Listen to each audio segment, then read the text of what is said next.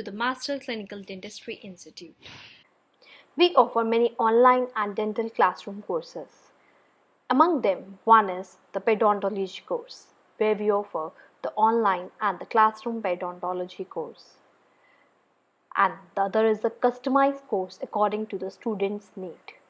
We offer many test series for this, which includes the scenario-based questions. There are 30 plus test series.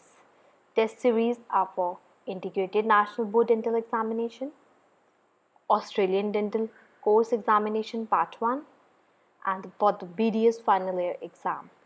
Or if you're a super specialized faculty member, will be giving you the test series for this, and there will be explanation to all the answers.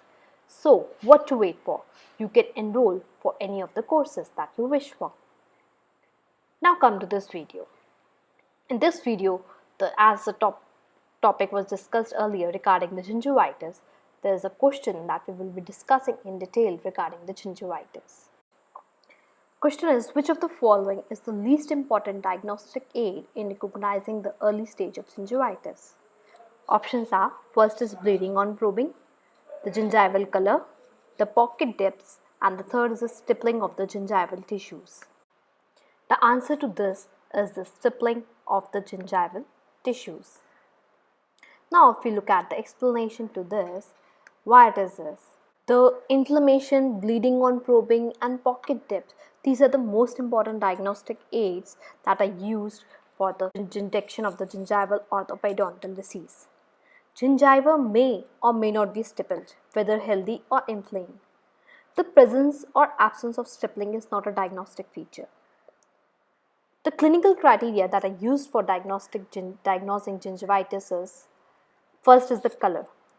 The normal gingival color ranges from coral pink to various stages of pigmentation.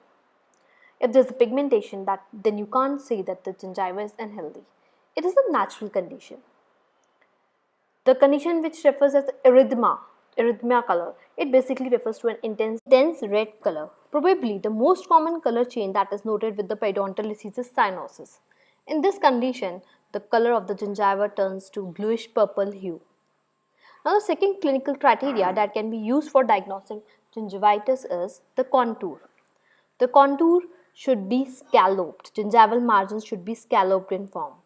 Papilla should fill the interproximal spaces. The tone or the consistency of the gingival tissue should be resilient and fibrotic in nature, from the free gingival groove apical to the mucogingival junction.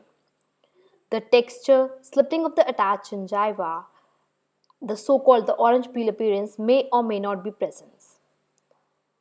The size, the healthy gingival tissue should be well contoured to the underlying osseous structures with the free gingival margin being of such thinness to allow for a knife-edge thickness at the gingival margin. The best way to evaluate the amount and distribution of plaque is the utilization of the disc-closing solution.